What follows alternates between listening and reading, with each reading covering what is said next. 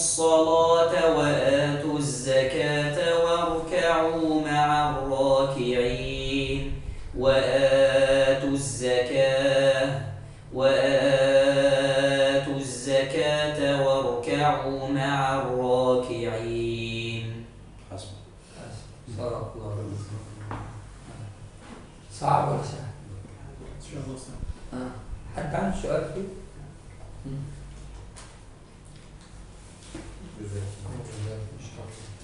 أسهل شوية ولا؟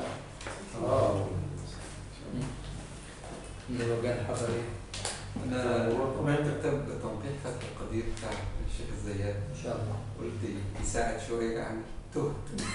لا مش ولا كيف عايش بعد طيرة. ازاي؟ ما هو طول ما احنا بنقرا ما اللي انا بقوله منه. وهسكت كان العالمين الذين موجودين في وفي قال مع المفصول مع شيء اسكت ولا لا موجود في الترقيع. ما انا اللي احنا الحاجه اللي بتيجي بقول لك عليها بس يعني الحاجه اللي احنا بنقرا فيها في انها محتاجه بنجيبها مكان بس يا ريت. هو في شرح هو ما هو شرح كم بيت هو مش كبير بس يعني هو عايز توضيح. 96 ورقة. هو أنا منزله من على النت. كم أبيات 85 ولا 96 اللي منزله من على النت 96. ربما يكون بتاع طبعة الكويت بقى اللي هو لا مش طبعة الكويت موجود على النت لو حضرتك نزلت. اللي هو الطبعة الثانية موجودة 85 صفحة تقريبا.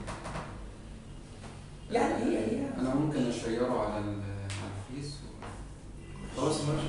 حضرتك شوف بس عايز دكتور رمضان عامل معاه شغل كده. ربنا يرحمه. ايوه ربنا يجزيه خير ان شاء الله. يعني كنا حاولنا نحل في شويه حاجات كده يعني من خلال التنقيح والشرح او كتب التحريرات الاخرى. يعني ان شاء الله بنسعى في هذا عشان نجمع بين الاقوال اللي في التنقيح وما اقتصر عليه من الروض النظير، لأنه أخذ شوية من الروض واقتصر على جزء بتاع التنقيح، اقتصر على يعني ما جابش الروض أشمل فهو جايب شوية. فبالمقارنة بين الروض وبين شرح الشيخ عامر والشيخ الزيات يعني بيدينا حاجة كويسة، لكن نسأل الله المعونة. القضية مش سهلة يعني.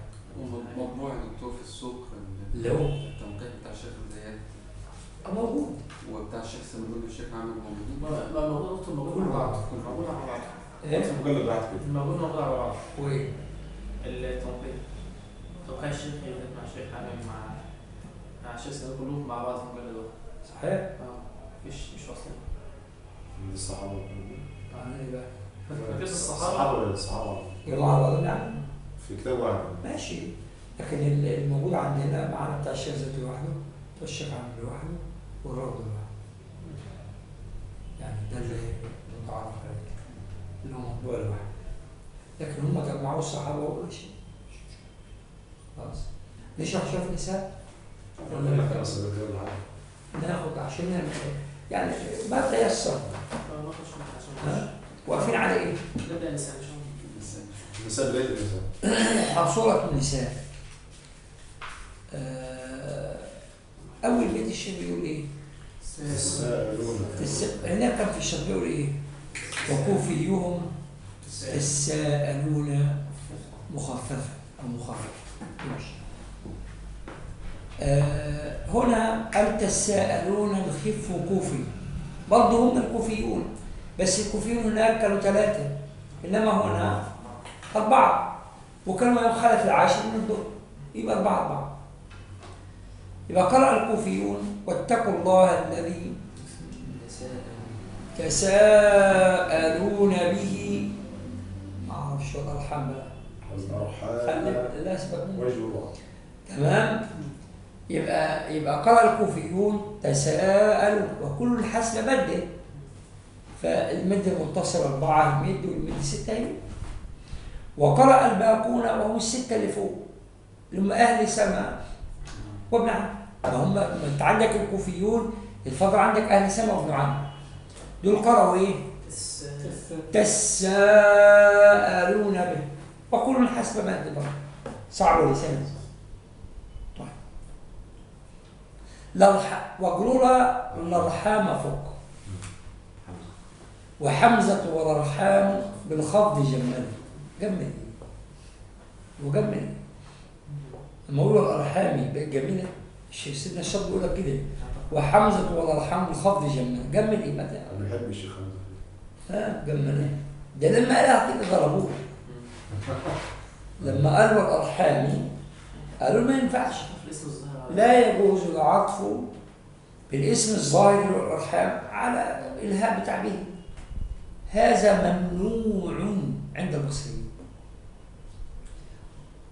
وممنوع عند جمهور الكوفيين. لا وبعض أهل الكوفة يجيزوا شوف بعض أهل الكوفة وعليها أتت قراءة حمزة عشان كده قال لك فكل ما وافق وجه نحو لا يشترط أن يكون أصح الأول بس شو بقول لك إيه البصريين كلهم منعوا هذا منعوا عطف الاسم الظاهر على الضمير. جمهور الكوفيين منعوا الكلام ده برضه فضل بعض الكوفيين قالوا يجوز. ايه رايك؟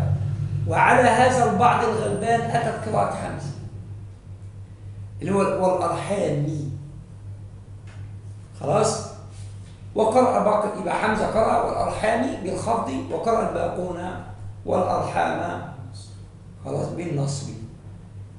القراءتان صحيحتان مقروء بهما ولا وجه لمن أنكر قراءة حمزة خلاص فقد صححها العلماء علماء اللغة. طب لو أنت سبتك اخترت القراءة تختار إيه؟ أخذ التسعة يقولوا الأرحام بس الجماعة لما الإمام الطبري يقول وأحسن الوجوه عندي الأرحام يقولوا ايه شوف تهمة الطبري في طعن القراءات المتواترة بنقول ده أحسن يعني موافق العلماء اللغة كلهم وأنا أنكرت القراءة الثانية بقول أحسن حاجة عندي دي ها مش في أحسن وفي حسن بالظبط كده هم المشايخ عندنا يقولوا تهمة الطبري في إنكار القراءات يا عم وأنكر يوم يرد التاني يقولوا ايه تبرئة الطبري من تهمة إنكار القراءات المتواترة ودي رسالة ودي رسالة يشتغلوا ببعض ورزق ربنا عظيم. تمام يبقى يعني القضية المفاضلة بين القراءات لا مانع عليها بس المفاضلة التي لا تسقط الثانية. يعني لما تلاقي الجمهور بيقول كده 9 بيقولوا والأرحام وواحد بيقول والأرحام لو خيرت أنت ما تختار بس هو أنا أنكرت قراءة حمزة. لو واحد بيقرأ علي قراءة حمزة هقول له ايه؟ ارحمني.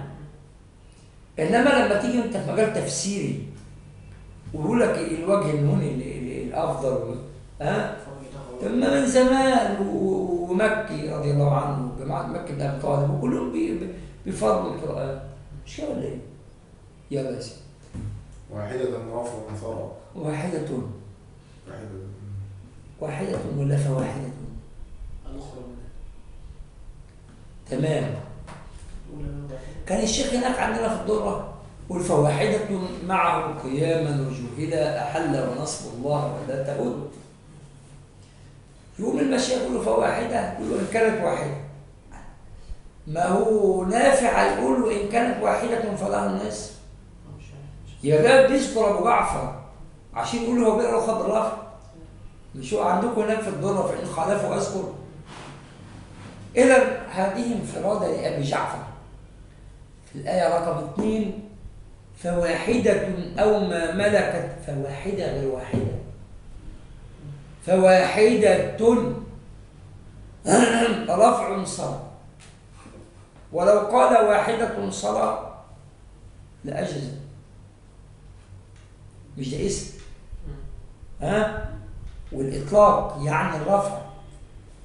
لكن معلش الشيخ قال لي ارفع قل فواحدة لأبي جعفر والباقون فواحدة. الأخرى بالرفع للمدنيين. شوف الأخرى مدني يعني واحدة، وحسن ذكره لواحدة، لأن لو قال فواحدة رفع صرى ما كانش يقدر يقول الأخرى لأن مفيش واحدة تانية فواحدة، إنما الواحدة الأولى دخلت على الفاء. لما أعطف على واحدة رقم 2 لا شيء. الثانية في آية المواريث يوصيكم الله في أولادكم، مش كده ولا إيه؟ قل فإن كانت واحدة المدنيان نافع أبو جعفر ودل على الأخرى يعني التانية قرأها بالرفع المدنيان والباقون بالنص. يبقى المبني فواحدة الأولى أبو جعفر بالرفع، فواحدة الثانية المدنيان بالرفع، 2 نافع أبو جعفر. إذن أبو جعفر بالرفع في الاثنين، نافع بالنصب في الأولى والرفع في الثانية، الباقون بالنصب في الاثنين. صعب وسهل. فواحدة رفع صار الأخرى مدى واكسر قياما كن أبا. قياما فاتت واحد. الذين يذكرون الله قياما، مش معانا. هتأتي واحدة بنفس الصورة. لا في الصورة دي وربع من يهاجم بيقول ايه؟ فإذا قضيتم الصلاة فاذكروا الله قياما، مش معانا. وهذا أو هذه فائدة الترتيب هنا. يبقى قياما المقصود عندي ايه؟ التي جعل الله لكم قياما. بقول اكسر قياما كن أبدا. خلي بالك يبقى هنا اللي هي فين؟ كن أبا. امال كان في الشباب يقول ايه؟ بس ما تجيش عامة هنا ده يدخل ابو جعفر، انما هناك كان استثنى ابو جعفر قال ايه؟ فواحدة معه قياما كان استثنى ابو جعفر. هنا الشيخ قال لي ايه؟ قياما كن أبا بالقصر، والقصر معناه الإطلاق الثاني وهو حذف حرف المد والألف. هكذا التي جعل الله لكم قياما. الباقون بالمد قياما. صعبة؟ بقول وتحت كم؟ شوف الراجل بدل ما الشط كان مدوخني جاب بتاعة النساء في النساء والمائدة في المائدة ونفس الشيخ، بس هنا نافع وابن عامر وهناك ابن عامر بس. كان بيقول قياما ايه؟ لا مش انا بقول لك بتاع قلبنا يعني، حتى ما قالش قمالة، ده له مولى يعني هشام بن زكوان. يعني دي ترجع تقول هشام بن زكوان اي ابن عامر تجمعهم انت الستة وجابها في المائدة الشيخ. ولما نوصل للمائدة واقول لك هو فاتت قياما قبل كده تقول لا شيل كده ابن الرجازة اللي جابهم من بعضهم. قياما التي هنا فضل قرأها نافع بن عامر بالقصر والباقون بالمد إثبات الألف هكذا قياما. تحت أي في سورة المائدة جعل الله الكعبة البيت الحرام قيما لابن عامر والباقون قياما.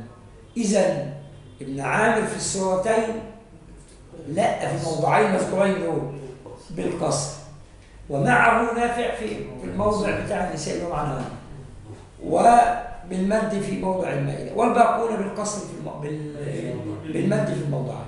صعب ولا سهل؟ يلا يا سيدي. يصلون ضم كم صار يصلون ضم وسيصلون سعيرا. قال ايه؟ ها؟ يصلون ضم كم؟ صبا. يبقى قرأ ابن عامر وشعبة وسيصلون سعيرا. طب غيرهم؟ وسيصلون سعيرا. صعب ولا سهل؟ ها؟ وسيصلون مبني مجهول، وسيصلون مبني معروف. يبقى قرأ ابن عامر وشعبة بالضم وسيصلون، والباقون وسيصلون بالفتح.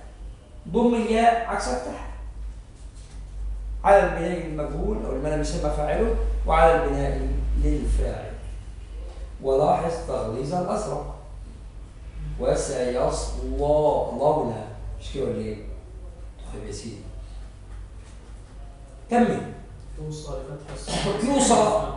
يوصى جت مرتين.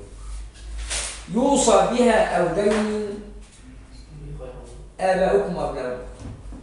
يوصى بها أو دين غير مضاف، فالآيتين بتوع المؤنث في الآخر، آخر كل آية. فبيقول لي جماعة بيفتحهم الاثنين، واللي بيفتح الصاد يلزمه اللي بعدها ألف، واللي بيكسر الصاد يلزمه اللي بعدها ياء. مش كده ولا إيه؟ يبقى في جماعة بفتح الصاد في الاثنين موضعين يعني ويلزمها ألف، وجماعة بالكسر في الاثنين ويلزمها ياء يوصي، وجماعة واحدة وواحدة اللي هو حفص بتاعنا. يقول يوصى الأولانية بفتح الصاد صف كفلا ضرب، اللي هي صح كما دل عند الشرط. صف كفلا ضرب، نعدلهم بقى. ابن كثير وابن عامر وشعبة يوصى بها أو دين بفتح الصاد الأولانية، وكذا الثاني.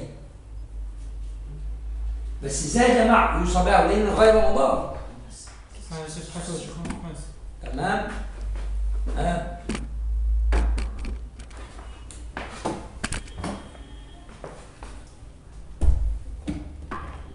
يبقى يوصى في الموضعين